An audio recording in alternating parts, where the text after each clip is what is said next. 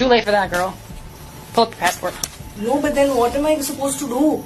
That's none of my business. I don't know. You shouldn't have been stealing stuff. I've not yet done anything. Oh, you have. Pull up your passport. For what? What do I do? Okay, so you can pull up your passport now, or we're going to take you back to the station and you can pull up your passport there.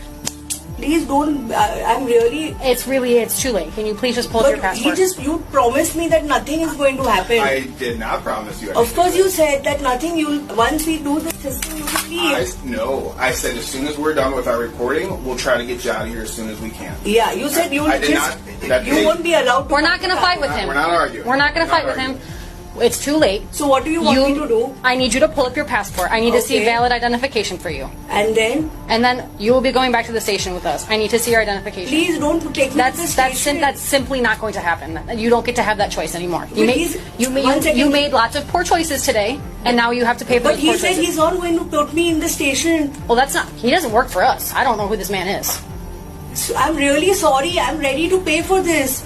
Again, I understand that you're sorry. I know you're ready to pay for it now, but you didn't want to pay for it then. So I need you to give me your identification. I'm really sorry. He promised me that you can leave once it's scanned. Simply none of my business.